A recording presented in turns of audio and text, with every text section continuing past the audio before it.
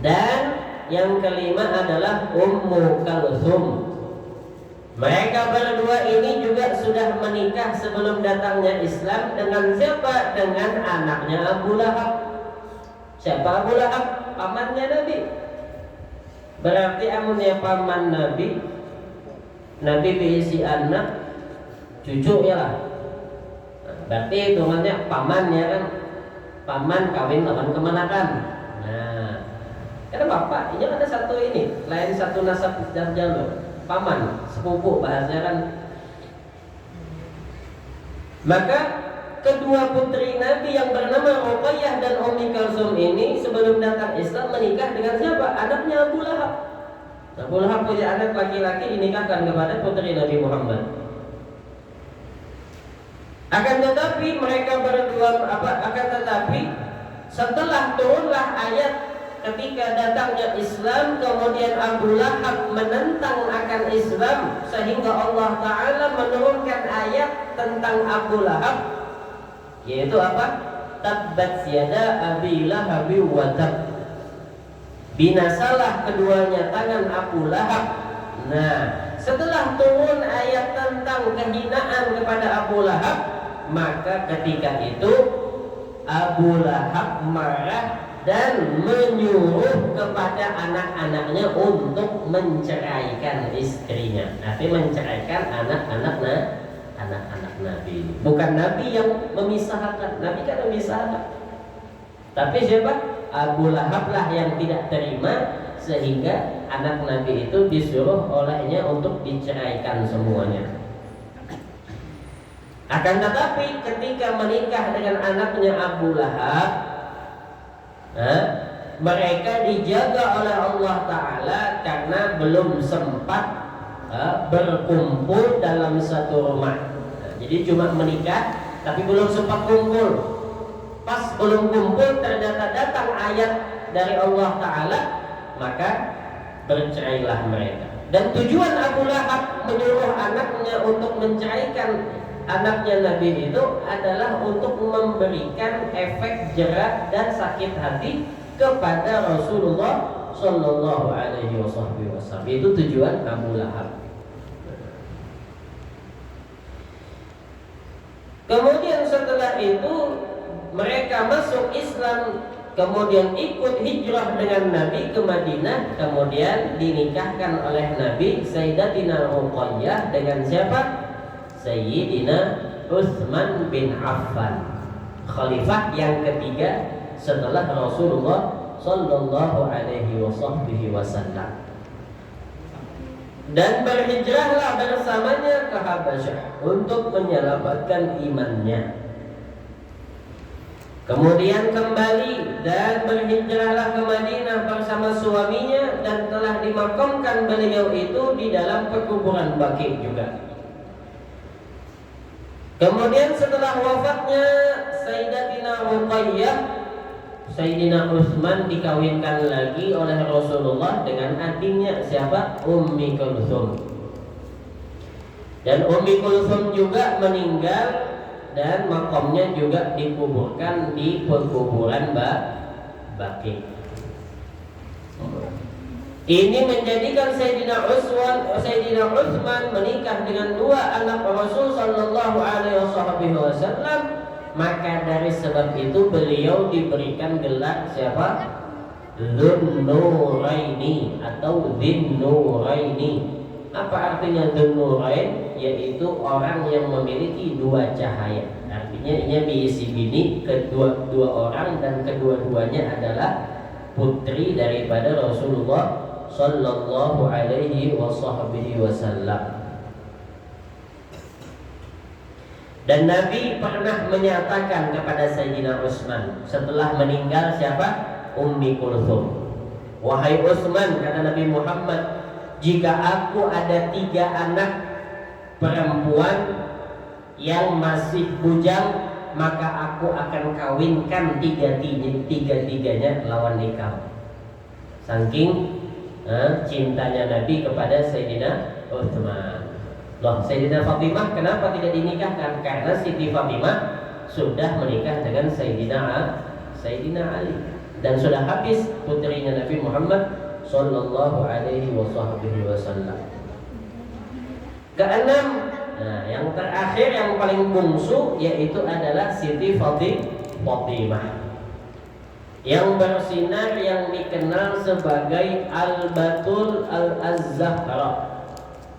Apa artinya Al-Batul? Al-Batul itu Al-Munqati' Anillah, orang yang memutuskan hidupnya hanya untuk taat dan ibadah kepada Allah Subhanahu wa ta'ala. Itu namanya Al-Batul. Artinya kebanyakan hidupnya, umurnya hanya habis untuk Allah, tidak untuk dunia. Kemudian Az-Zahra, apa artinya Zahra? Bunga yang suci. Maksudnya apa? Karena beliau itu tidak pernah semasa hidupnya mengalami yang namanya keluar darah haid. Jadi salah satu perempuan keistimewaan Siti Fatimah yaitu beliau kada pernah haid seumur hidup. Walaupun yang kita ketahui bahwasanya kalau perempuan itu kada pernah haid berarti ada sesuatu yang tidak baik di dalam dirinya. Kalau bebinian pada umumnya kada pernah haid itu bahaya. Karena haid ini kan mengeluarkan darah kotor. Orang yang haid itu orang yang sehat, orang yang bagus. Yang kada haid, kada sehat, kada bagus. Tapi Siti Fatimah bagaimana? Siti Fatimah ini bukan karenanya kada haid penyakit, tapi memang Allah ciptakan memang kada ada haidnya. Allah sudah mensucikan rahim beliau daripada darah-darah yang kotor. Memang dari ciptaan Allah Sidin memang kada diberikan yang namanya haid. Makanya kedudukan Siti Fatimah itu lebih unggul dibandingkan kita laki-laki. Kenapa? Karena Sidin kada suah haid. Dan kemudian Sidin orang yang menghabiskan umur dan waktunya hanya mengabdi kepada Allah Subhanahu wa ta'ala. Dan beliau adalah seorang putri yang paling dicintai oleh Nabi Muhammad, yang merupakan dari Siti Fatimah lah keluar keturunan Nabi Muhammad sallallahu alaihi wasallam. Beliau adalah merupakan ibunya Sayyidina Hasan dan Sayyidina Husain radhiyallahu taala anhuma, dan istrinya Sayyidina Ali bin Abi Thalib radhiyallahu anhu. Sayyidina Ali telah hidup bersamanya dengan sebaik-baik kehidupan dan mencurahkan seluruh kasih sayang dan tidak menikah Sayyidina Ali dengan perempuan lain semasa beliau masih hidup. Artinya semasa Siti Fatimah itu masih hidup, Sidin kada pernah kawin lagi. Seikung aja bini Sidin. Beliau wafat Siti Fatimah itu pada tahun 11 Hijrah. Nah, di tahun berapa? 11 daripada hijrahnya Nabi Muhammad sallallahu alaihi wasallam. Dikatakan dalam riwayat bahwasanya beliau adalah salah seorang yang pertama kali menyusul Nabi Muhammad setelah meninggalnya Nabi di antara kalangan kerabat dan keluarga Nabi. Berapa lama jaraknya di antara wafat Nabi? Dikatakan dalam riwayat kurang lebih 6 bulan, setengah tahun. Ada yang mengatakan 4 bulan. Jadi mbah Nabi meninggal tahun ke-11 bulan Rabiul Awal. Nah, setelah 4 bulan, ada yang mengatakan setelah 6 bulan, maka menyusul putri beliau Siti Fatimah Az-Zahra radhiyallahu taala anha. Dan beliau hidup selama 30 tahun. Artinya umur Sidin ketika meninggal itu pas umur 30 tahun, masih muda. Dan dikebumikan di pekuburan Baqi juga, mengikut riwayat yang sahih. Dan ada yang menyatakan bahwasanya kubur beliau itu ada di belakang kamar atau hujrahnya Nabi, di dalam rumahnya Nabi dan di dalam Masjid Nabawi sekarang. Tiada riwayat yang boleh diterima dalam hal ini. Dengan demikian kita telah mengetahui bahwasanya anak Nabi Muhammad telah beriman dan masuk Islam sebelum berhijrah ke kota Madinah. Dan itulah anak Nabi yang bersama Siti Khadijah. Semoga Allah Ta'ala menghimpunkan dan mengumpulkan kita dengan mereka dan golongan mereka bersama Rasulullah Sallallahu Alaihi Wasallam di dalam surganya. Amin ya Rabbal Alamin. Kemudian lagi di antara kelebihan Sayyidatina Khadijah lagi adalah Nabi Muhammad Sallallahu Alaihi Wasallam tidak pernah lupa langsung akan kasih sayang dan senantiasa berbuat baik dengan keluarga dan teman serta sahabatnya Siti Khadijah. Jadi Nabi itu saking cintanya dengan Sayyidah Khadijah, bukan hanya sekedar mencintai Sayyidah Khadijah, tapi termasuk siapapun yang memiliki hubungan dengan Siti Khadijah, baik itu keluarganya kah, Mama Rina Sidin kah, paman kah, nah, siapa lagi, kemanakannya kah, atau sampai-sampai kepada teman dan sahabat yang dekat dengan Siti Khadijah, Nabi berbuat baik kepada mereka semuanya. Apa yang dilakukan Nabi? Selalu menghantarkan banyak hadiah. Artinya memberikan hadiah yang dihadiahkan kepada keluarganya Siti Khadijah. Nah, bahkan dikatakan bahwasanya Nabi Shallallahu Alaihi Wasallam saking kuatnya cinta kepada Siti Khadijah, sampai-sampai setelah wafatnya Siti Khadijah, Nabi itu sering menyembelih kambing.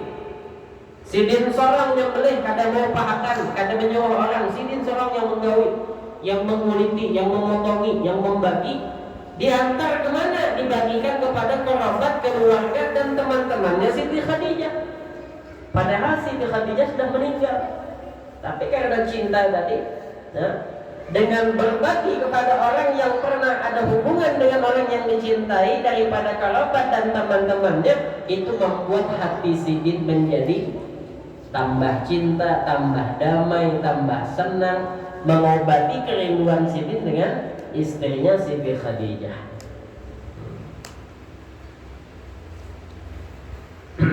Kayak kita juga kan, amunnya ketujuh lawan orang atau ketujuh cinta dengan tuan guru atau dengan habib seberataan. Anak Sidin kita ketujuh, bini Sidin kada apa ya kan?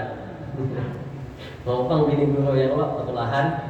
Artinya apa? Suka sayang dengan keluarga Sidin, anak, bini, dan sanak Sidin, kuitan Sidin. Arti sayang di sana maksudnya apa? Kita memberikan dan berbagi kebaikan kepada mereka. Dari duit kah, bini guru misalnya doakan baju kah, hadiah makanan kah, apakah? Tanda kita cinta kepada guru. Kita kadang memandang bini Sidin, kadang memandang anak Sidin, kadang memandang cucu Sidin, kadang melihat lawan kuitan Sidin. Cuma amun kita melihat keluarga Sidin, seakan-akan kita melihat Sidin. Kita memuliakan keluarga Sidin, seakan-akan kita tuh sebenarnya memuliakan Sidin yang kita cintai, ya kan?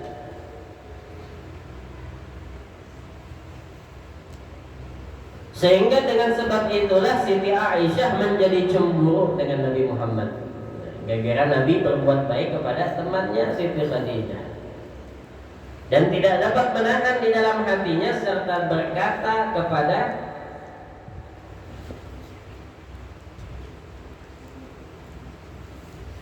siapa? Kepada Siti Aisyah. Ketika Siti Aisyah cemburu dengan perlakuan Nabi yang semacam itu, maka Nabi mengatakan Allah telah menancapkan kasih sayang di dalam hatiku kepada Siti Khadijah, maka saya suka, kata Nabi, apa yang disukai oleh Siti Khadijah. Apa yang diketujui biniku Khadijah, aku ketujui ujar Nabi. Yang baik lawan kawannya, aku baiknya lawan kawannya. Kenapa? Karena itu salah satu yang menyenangkan hati Siti Khadijah. Dan di antara kelebihan Sayyidatina Khadijah radhiyallahu taala anha yang diriwayatkan daripada ulama yang mu'tabar di dalam sunan dan di dalam sirah, artinya dalam kitab-kitab sejarah, sesungguhnya Rasulullah SAW selalu menyebut namanya dan menyebarkan cerita baik mengenai dirinya. Jadi Nabi setelah wafatnya Siti Khadijah selalu menyebut-nyebut nama Siti Khadijah. baik itu di hadapan keluarga ataupun di hadapan sahabatnya, dan menyebarkan cerita baik mengenai dirinya di khalayak yang ramai dan memujinya sebaik-baik pujian. Jadi Nabi sering menceritakan kebaikan-kebaikan Siti Khadijah, bukan cuma di keluarga tapi di depan orang yang umum. Nah, artinya apa? Artinya kebaikan itu patut diceritakan. Makanya dikatakan oleh Rasul Shallallahu Alaihi Wasallam, "Udzkur mahasina mautakum." Sebutlah oleh kalian, ingatlah kata Nabi oleh kalian akan kebaikan-kebaikan orang yang sudah meninggal yang mendahului kalian. Wa kufu an masawihim, dan hendaklah kalian menjaga mulut, menjaga lisan untuk tidak menceritakan atau mengungkit-ungkit keburukan atau aib orang yang sudah meninggal di antara keluarga kalian. Memang itu perintah. Jadi kalau ada kita bisi keluarga yang sudah meninggal, maka hendak berbiasa, hendak mengingatnya, ingat yang baik-baik ya.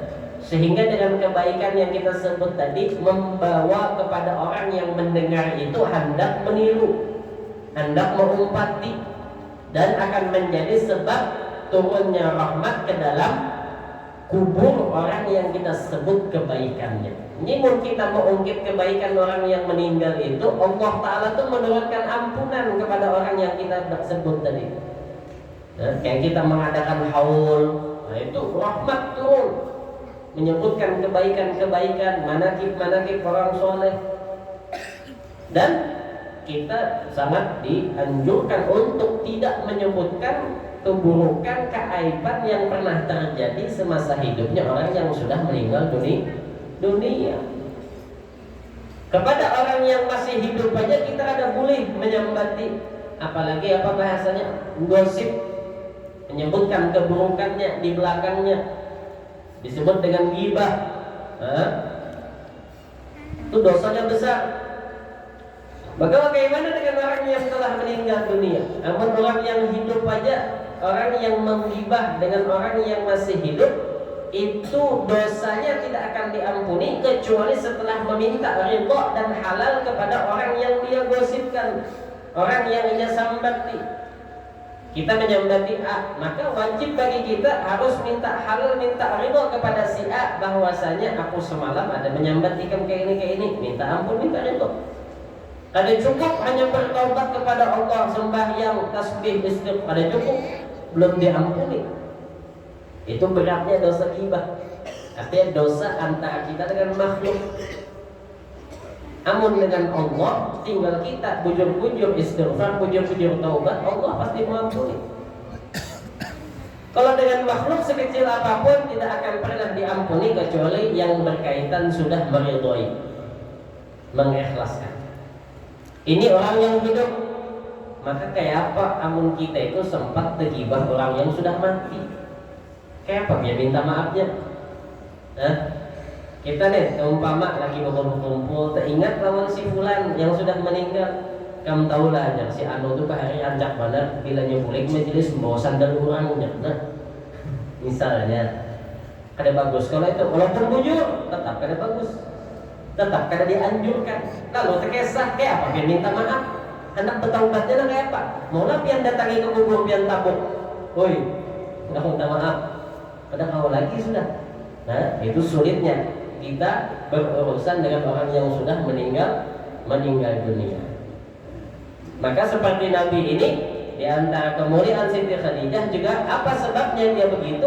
Nabi menyebut-nyebutnya karena semasa hidupnya Siti Khadijah tidak ada yang dia lakukan kecuali sesuatu yang menyenangkan hati Nabi Muhammad Sallallahu Alaihi Wasallam. Makanya berusaha untuk kita menjadi contoh dari Siti tadi. Artinya apa?